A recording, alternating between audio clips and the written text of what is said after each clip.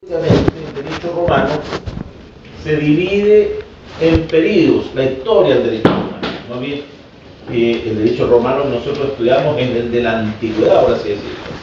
La antigüedad, ¿no es cierto? Después seguirá la Edad Media, después vendrá, ¿no es cierto?, en los tiempos modernos, y hoy día estamos en la época contemporánea. Entonces, el derecho que nosotros estudiamos corresponde a esa primera época, la época antigua de la humanidad. Ahora, y dentro de esa época, evidentemente, hay distintos momentos en la historia del derecho romano. Otra cosa es lo que va a ocurrir con el derecho romano después de Justiniano, y qué va a ocurrir con él en la Edad Media, ¿no es cierto?, y qué va a ocurrir hasta los tiempos actuales. Ahora, entonces, periodos, hay tantas verificaciones como autores, y nosotros lo traducimos en criterio, más que, pero seguimos la de un autor, que sería la de Guzmán Brito, que es, dentro de los romanistas chilenos, ¿cierto?, el más importante que haya existido desde el punto de vista de su, ¿cierto?, producción académica, pero también, ¿cierto?, desde el punto de vista de su reconocimiento a nivel, ¿cierto?, internacional. Pero ya no nos acompaña, salvo a través de sus obras, que básicamente su manual de Derecho Romano, que ustedes pueden encontrarlo en la biblioteca, ¿no es cierto? Está básicamente dividido en 2 tomos. Yo no les pido que lo compren porque sería un absurdo, ¿no es cierto? Estamos hablando de un libro que vale más de 100 y tantos mil pesos, pero se puede acceder a él si es que uno tiene interés, sobre todo en un trabajo. Si le piden que haga un trabajo de algo y que tiene que remontarse al derecho romano, ahí va a encontrar eventualmente un resumen de lo que le costaría a usted, porque tendría que buscar en biblioteca. Cuando hablamos de la periodificación, en este caso, Sí. del derecho romano, cuando hacemos mención de fechas, siglos o nombres, ¿es estrictamente necesario aprenderlo como memoria? Idealmente usted se va a tener que ubicar por lo menos en el siglo, si es antes o después de Cristo, si estamos en una época que se puede vincular con la República, con el Principado o el Imperio. Entonces, pero una cosa es la historia del derecho romano en sus momentos y otra cosa es la historia de Roma. La historia de Roma puede incidir o no en algunos de estos momentos de la vida jurídica romana, porque evidentemente la organización política tiene sus consecuencias en el derecho, por ejemplo, en la producción del derecho. Hoy día estamos en una lógica, por ejemplo, en que el Estado está organizado y el poder está dividido. De hecho, hay un poder judicial, hay un poder ejecutivo, hay un poder legislativo, y el derecho, ¿no es cierto?, por tanto, no lo generan los jueces, los cuales tendrían que aplicarlo. En todos los casos en que se genera controversia, el poder legislativo sería el que generaría lo que sería lo medular de nuestra regulación jurídica. Para eso elegimos diputados y senadores, ¿cierto? El Senado incluso cumple en esa lógica una función, y después tendríamos, ¿cierto?, el poder ejecutivo. Y también no olviden que en materia legislativa el presidente tiene iniciativa en muchas materias de carácter exclusivo, y además incluso tiene un ámbito regulatorio, los famosos decretos, ¿cierto?, que puede dictar el presidente. Pero ¿quién determina cómo limitamos estos poderes? Bueno, la Constitución política. Pero eso lo van a estudiar ustedes en otra asignatura. En el caso romano, ¿no es cierto?, uno dice, bueno, la influencia de la organización política fue la medida que ésta se fue generando, porque no siempre fue la misma. Monarquía, república, imperio. Ahora, de la monarquía no es mucho tampoco lo que se sabe, por eso, por ejemplo, el profesor Godard pone más énfasis en la república. Hay mucha más información sobre la república romana que sobre la monarquía romana. Incluso hay mucha mitología en relación a la primera época de la vida del pueblo romano, pero de la República Romana en adelante, sobre todo cuando Roma se transforma en un imperio, esto es bastante información. Si hay una historia que ha sido estudiada, es la de Roma. Ahora, y no porque Roma sea un pueblo cualquiera, porque Roma, ¿no es cierto?, es un pueblo que ha trascendido desde el punto de vista, ¿no es cierto?, de lo que llegó a ser, pero también de lo que generó Roma, que no solamente se destacó en lo militar, sino que, y por algo se impuso, ¿no es cierto?, sus vecinos, sino que además Roma, ¿no es cierto?, como dice alguien por ahí, Hering, ¿no es cierto?, le ha dado 3 veces, entre comillas, leyes al mundo. Y por algo se estudia todavía, aunque no necesariamente esté siempre en los programas de estudios del pregrado.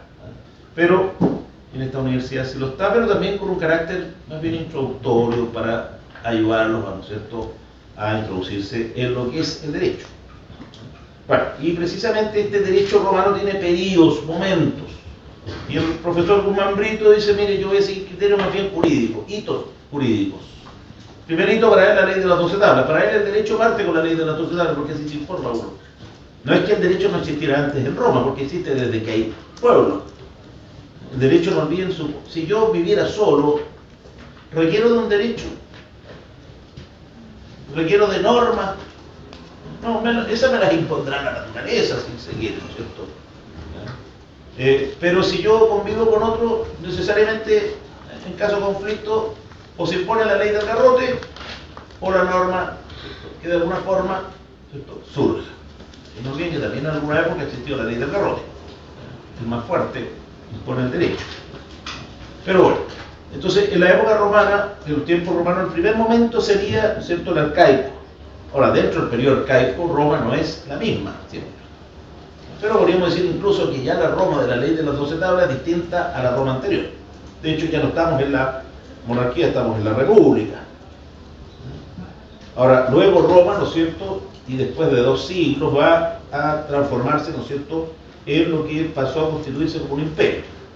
Y Roma pasó a ser un villorrio, ¿no es cierto?, a ser, ¿no es cierto?, el mundo.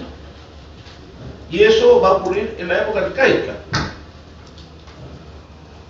Entonces uno no puede decir que la época arcaica fue, ¿cierto?, simplemente siempre lo mismo. Hubo cambios importantes, pero Guzmán Brito dice, esto ya es parte del pasado, o aquí entramos en un tiempo nuevo, por lo menos para el derecho, desde la ley Aebusi. Caballero. ¿La época arcaica empieza con el fin de la monarquía? O sea, la monarquía, ¿cierto?, ya en los hechos no existiría. Lo que pasa es que la conformación republicana, usted no puede decir la república surge en el año tanto, como lo hacen algunos autores, porque la república solo se termina configurando, ¿cierto?, con el tiempo. Tanto así que, por ejemplo, el pretor no existía originariamente, y originariamente había solo pretor urbano, luego se tuvo que crear al pretor peregrino, y evidentemente cuando Roma se transformó en un imperio, y empezaron, ¿no es cierto?, a surgir las provincias, ¿cierto?, para surgir otras instituciones políticas, jurídicas, ¿no es cierto?, que podían tener alguna relevancia. Entonces, la monarquía existió en Roma, pero ya la ley de las 12 tablas era parte del pasado. Ahora, la ley de las 12 tablas del siglo V a.C., 450, 451, 52 a.C. Y nos permite informarnos sobre el derecho, es algo que está básicamente contenido en la costumbre. ¿Y hasta cuándo vamos a estar con esta época arcaica? Hasta que ya se advierte que eso es otro tiempo, que lo dijimos con la ley Aebutia o Aebusia, lo mismo como se pronuncia, ¿cierto? Esto más o menos alrededor del 130 a.C. Este es un hito procesal, aunque parezca raro, ¿no es cierto? ¿Qué es lo que ocurrió con esta ley? Dijo, mire, de ahora en adelante los conflictos entre ciudadanos, si ellos lo piden, se puede someter al procedimiento que se aplica a los conflictos entre extranjeros o entre ciudadanos romanos y extranjeros. Un procedimiento que había criticado el pretor peregrino. Porque el pretor peregrino no podía aplicar derechamente el jus civile porque había un elemento extranjero. Y tenía una libertad que no tenía el pretor urbano en cuanto al procedimiento, que estaba atado por los procedimientos de las acciones de la ley, algunos de los cuales están en la ley de las 12 tablas, y el procedimiento que generó el pretor, que toma como modelo algunos de los procedimientos de las acciones de la ley, terminó imponiéndose. Es un procedimiento que no tiene el ritualismo en los procedimientos de las acciones de la ley, pero mantiene parte de su estructura. No lo vamos a estudiar ahora. Pero lo importante es, según Martito, bueno, entonces aquí ya reconocemos que el derecho de la primera época está quedando atrás. Ahora, esto había ido ocurriendo en la medida que Roma iba cambiando. Ya Roma era, insisto, una sociedad de carácter mercantil y comercial. No era, ¿no es cierto?, un pueblo dedicado exclusivamente a la agricultura y al pastoreo. Y por tanto, muchas de las costumbres que están en la ley de las 12 tablas habían caído, ¿no es cierto?, en alguna forma en desuso. No olviden que el derecho honorario se preocupaba también de evitar que ese viejo derecho, su aplicación, se traduciera en una, ¿cierto?, suerte resultado poco útil o práctico. Por eso la dicotomía, ¿no es cierto?, derecho civil, derecho honorario, aparece ya en la época arcaica, pero nosotros vamos a darle mucha relevancia ya en el periodo clásico, donde incluso el viejo derecho está siendo superado por un nuevo derecho, que también van haciendo el alero del pretor peregrino, pero que va permeando el derecho civil, que es el llamado derecho de gente. Por eso que algunos autores a la primera época también la designan como una fase, y la designan como fase del jus civile. Es decir, un tiempo en que el destinatario del derecho era el ciudadano romano y las normas se vinculaban con lo que era la Roma originariamente. La segunda fase, que coincide con el periodo clásico, se la denominan como fase del derecho de gente, donde ya el viejo derecho es parte, por así decirlo, de la historia en algún sentido. ¿Por qué? Porque ahora el derecho evidentemente está más determinado por nuevas concepciones que van de la mano de lo que requiere, ¿cierto?, el comercio, de lo que requiere, ¿cierto?, la vida. De hecho, incluso la familia romana está siendo modificada. Es una institución que siempre ha sido considerada, ¿cierto?, como muy importante desde el punto de vista del orden social. Hoy día estamos en una época muy distinta en relación a la familia, porque hasta hace poco se hablaba de derecho de familia, y hoy día en España se sugiere, ¿no es cierto?, por los profesores de derecho civil y de familia en particular, que hay que estudiar el derecho de las familias, porque ya hablar de un tipo de familia es prácticamente imposible. Y no olviden que todavía la Constitución política del Estado destaca el rol de la familia, es el núcleo fundamental de la sociedad, y que es deber del Estado propender a su desarrollo y fortalecimiento. ¿A cuál familia? Al modelo que encontraba en el código, que replicaba un poco lo que era la lógica del derecho cotidianeo y que no era idéntica a la de la época arcaica, o a lo que hoy día entendemos por familia, que es un concepto en constante evolución. Pero eso lo van a estudiar ustedes, lo vamos a ver nosotros más adelante o en otra asignatura. Periodo entonces arcaico termina con este hito procesal y empieza ahora un periodo que tiene una extensión más o menos de 3 siglos y que va desde el 130 a.C., ¿no es cierto?, un poquito más de 3 siglos, hasta el 227, 28 después de Cristo. Y dentro de ese periodo se reconocen 3 momentos: el inicial, el alto o central, pero no intermedio, como algunos colocan en la prueba, no se acuerdan del nombre, y finalmente el tardío.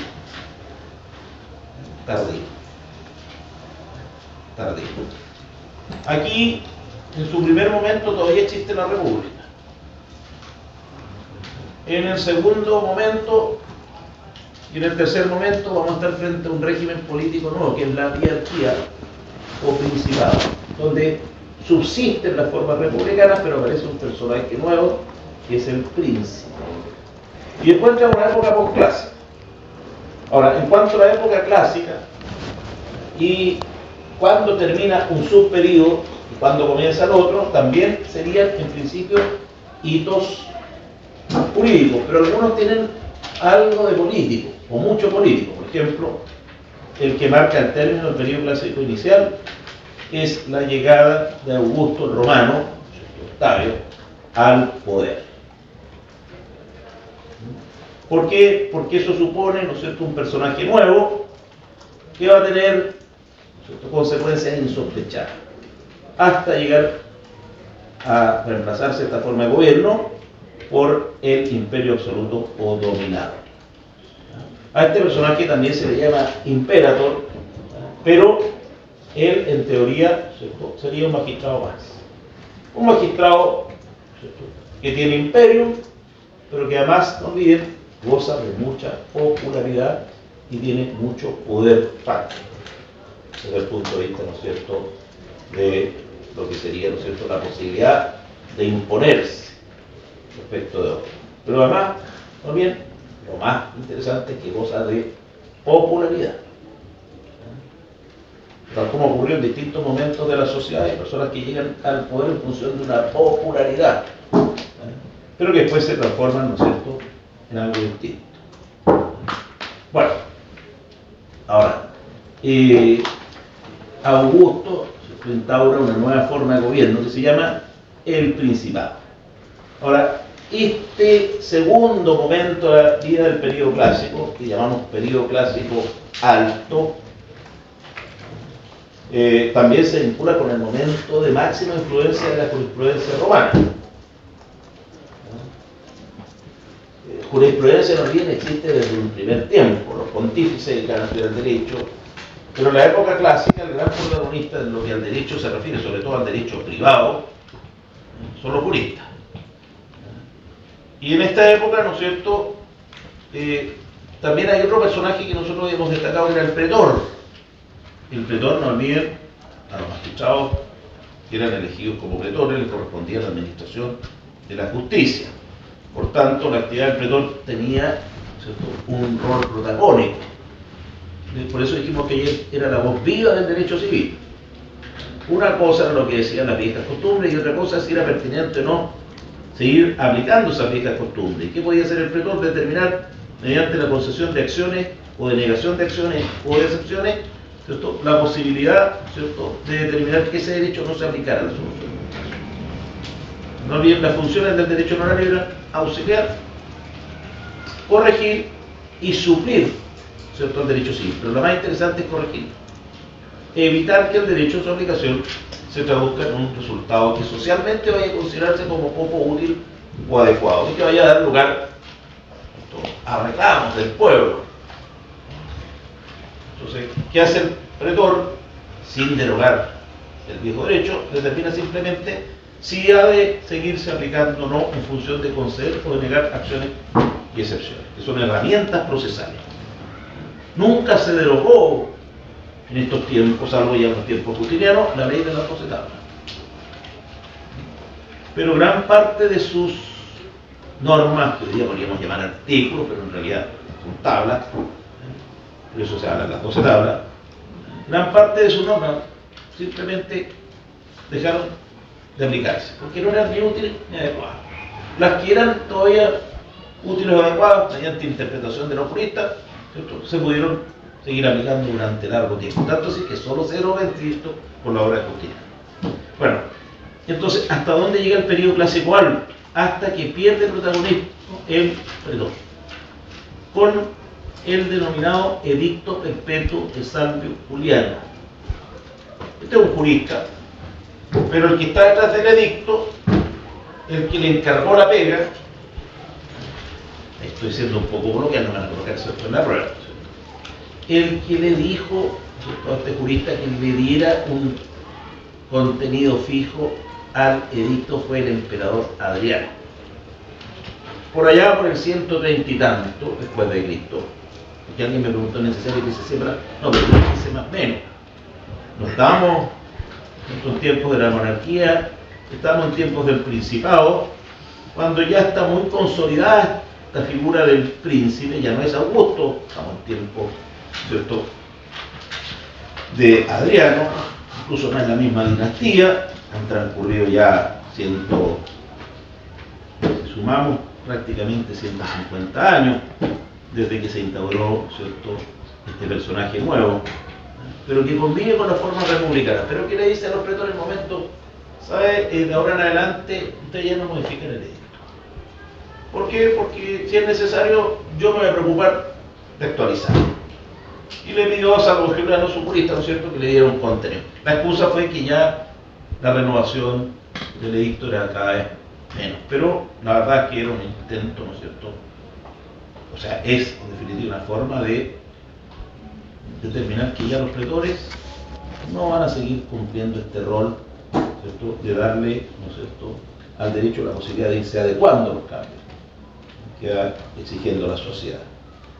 ¿Quién va a tener que hacer eso? El príncipe.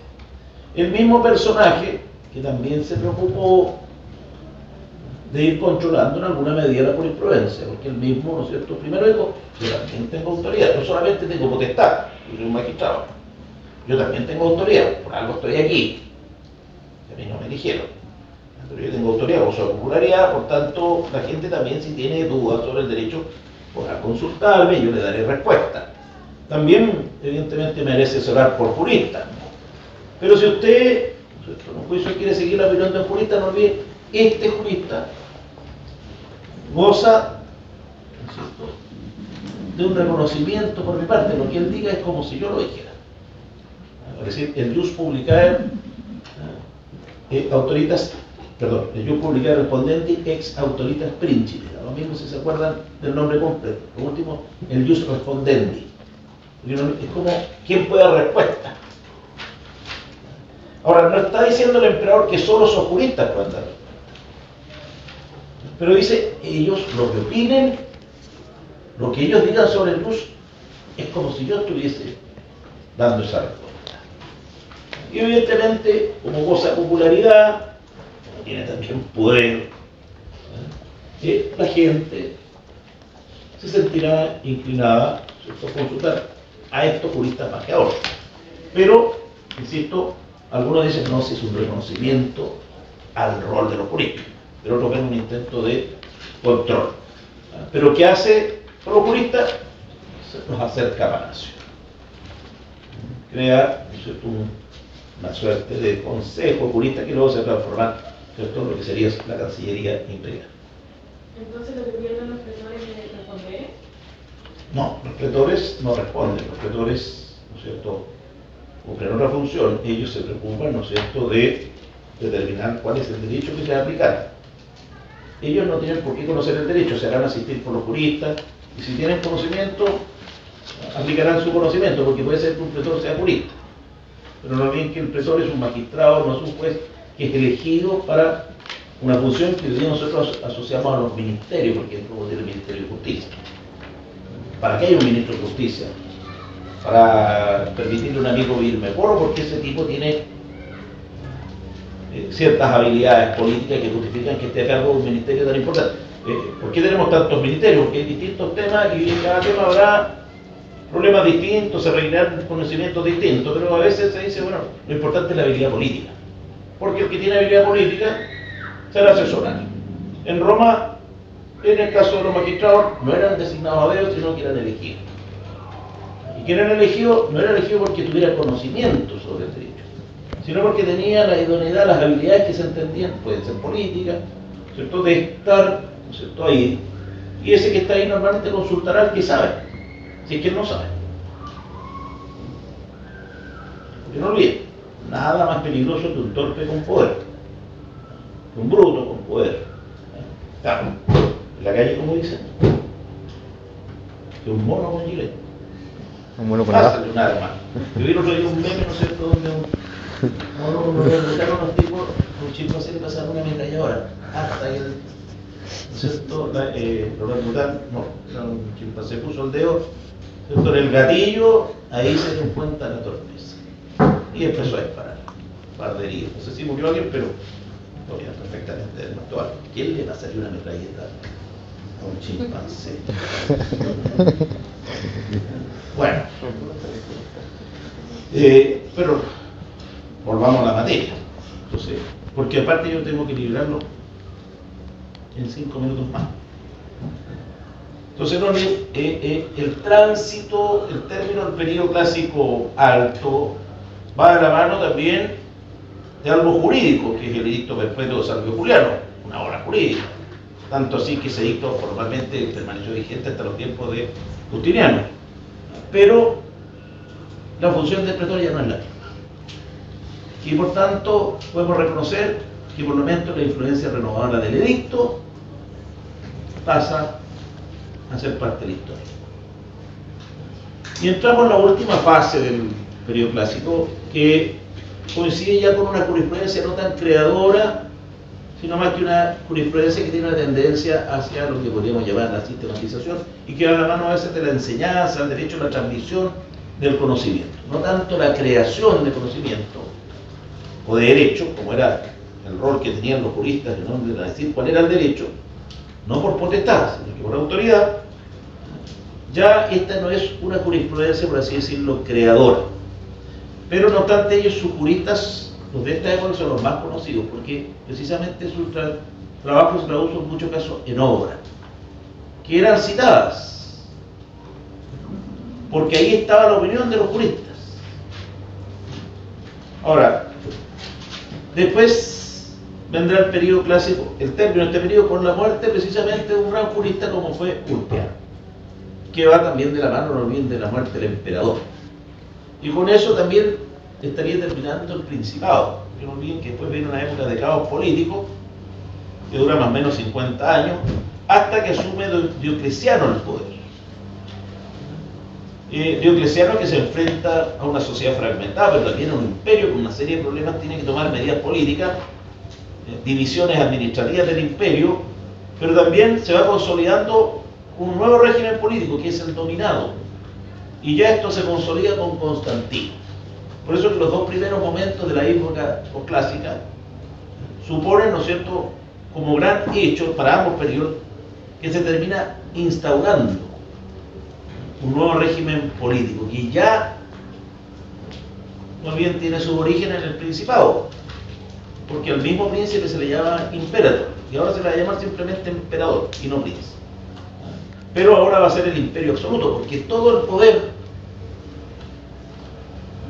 va a descansar en este, ¿no es cierto?, personaje, que ya no va a ser un magistrado, ya no van a existir las formas republicanas. Desaparece el Senado, los comicios ya hace tiempo que no eran convocados, y ahora resulta que el emperador es su funcionario. Eso también va a tener consecuencias en el ámbito procesal, pero no lo vamos a ver ahora. Entonces, estamos en un tiempo nuevo que se termina para nosotros, porque hasta ahí llegamos con el estudio de la historia del derecho romano. En el caso del texto del profesor Rodal, él parte enseñando lo que habría sido la suerte de ese derecho romano que conocemos gracias a Justiniano en, ¿no es cierto?, en Occidente. Porque no olviden que si somos parte de una tradición jurídica, es la del mundo occidental, y donde nosotros formamos parte porque fuimos una colonia, ¿cierto?, de lo que en alguna época también se consideró una suerte de imperio, como fue, ¿cierto?, la corona española, y que en alguna época fue provincia de Roma. Bueno, pero el periodo postclásico, si bien se reconocen tres momentos, el más importante para nosotros es el de Justiniano. Porque con Justiniano nos vamos a encontrar con una gran obra, que es el Corpus Juris Civile, cuerpo del derecho civil, que es un nombre que se le da a la media, para contraponerlo a otro gran cuerpo, que era el Corpus Juris Canonici. Porque no olviden que también, y quizás eso no lo destaqué, ¿cierto?, con Constantino hay un cambio relevante en Roma. Ya los cristianos van a dejar de ser perseguidos y el mismo emperador se va a convertir al cristianismo, sin que eso suponga que Roma ahora es cristiana. Eso va a ocurrir posteriormente, en tiempos de Teodosio, un par de siglos después. Pero evidentemente el cristianismo ya está permeando el derecho. Y no olviden que de la mano de eso también hay una tendencia de la clase intelectual a ya no considerar el derecho como el objeto, ¿no es cierto?, de estudio, sino que o la religión, esta nueva religión que también va a justificar el poder de los emperadores, y porque decirme, ¿no es cierto?, de Dios, sin perjuicio que va a surgir otro poder, que va a ser el de la Iglesia, que también va a tener su propia regulación jurídica. Por eso que la pregunta, ¿no es cierto?, la relevancia del cristianismo viene de sus primeros momentos o desde que Roma dijo, esta es la solución. Porque una sola religión y una justificación del poder va a tener una consecuencia insospechada. Pero ese tema ustedes lo deben haber estudiado en otro momento, y hay varias lecturas. Incluso hay una obra de un autor israelita, ¿no es cierto?, que trata el tema precisamente, ¿no es cierto?, de la relevancia que ha tenido la religión en la situación de los seres humanos. Pero, ¿y el porqué de las religiones? Y particularmente la idea de una sola, ¿no es cierto?, de un solo Dios, que es lo que determina el cristianismo. Bueno, pero no se nos olviden que con Constantino, ¿no es cierto?, ya se deja de perseguir a los cristianos y ya hay una mayor, ¿no es cierto?, por tanto, posibilidad de que el derecho termine siendo permeado por estas nuevas concepciones. Ahora, lo que se va a traducir en algún momento incluso que el imperio va a adscribirse a esta religión y se va ¿cierto?, a perseguir precisamente a quienes antes perseguían a los cristianos. Pero bueno, el cristianismo como poder jurídico fue antes de que Roma se hiciera cristiana o después. Después la iglesia, ¿no es cierto?, fue adquiriendo el predominismo en la Edad Media. Porque usted habla de que el emperador se hizo cristiano antes que la Sí, pero que el cristianismo como religión, pero eso no quiere decir que tenga, ¿no es cierto?, un gran poder político. Pero ya se advierte que por algo el emperador se está convirtiendo al cristianismo y por algo va a transitar Roma desde una sociedad pagana a una sociedad con un solo Dios. Y eso supone grandes cambios. Ahora, para bien o para mal, cada cual hará, ¿cierto?, el diagnóstico, pero no es el mismo que corresponde, ¿cierto?, desarrollar. Pero, para ir terminando, porque estamos contra el tiempo. Justiniano es nuestro gran personaje. Justiniano aparece en el siglo VI después de Cristo, es decir, Diocleciano lo encontramos en el siglo III, por allá por el 285, ¿cierto? Y entre Diocleciano y Justiniano ha transcurrido mucho tiempo, pero en esa época también se da un fenómeno que se llama la vulgarización del derecho. Ya no hay esa jurisprudencia creadora, ya los juristas están más cercanos a Palacio, son más bien personajes afines a quien tiene el poder, se acercan al poder, y eso evidentemente va a afectar la independencia de los juristas en cuanto a su opinión, y van a estar más interesados en el derecho público que en el derecho privado. Ahora, luego, Justiniano, ¿no es cierto?, ¿por qué es tan importante? Bueno, Justiniano es el emperador de Oriente, ya no existe el imperio en Occidente, y él se preocupa o culmina algo que se había advertido ya como una necesidad tempranamente en la época posclásica, que era compilar o ordenar el derecho. Y eso se va a traducir en esa obra que llamamos Corpus Juris Civilis. Y vamos a tener que terminar de comentarla la próxima clase. Pero no olviden que todo lo que estoy diciendo también van a tener que complementarlo, si es que ya no empezaron a leerlo, por la lectura obligatoria del profesor Jorge Adame Codal. Precisamente Jorge parte, el profesor Adame parte explicando esto es lo que ocurrió con la obra justiniana en los siglos, y particularmente a partir de la edad medieval en adelante, con los glosadores, posglosadores, y las distintas corrientes del pensamiento jurídico que le fueron sucediendo, hasta llegar a explicar lo que ocurre con el derecho romano en la época de las codificaciones y eventualmente lo que ocurre con el derecho romano de Dios, que ya no es un derecho vigente, pero que forma parte de una tradición jurídica. Bueno, pero eso lo vamos a ver en la próxima clase. La idea era terminarlo hoy día, pero y en el programa se supone que hoy día terminamos, pero otra cosa es lo que dice don Julio Ferreira, que me pidió que nos liberara de esta segunda hora.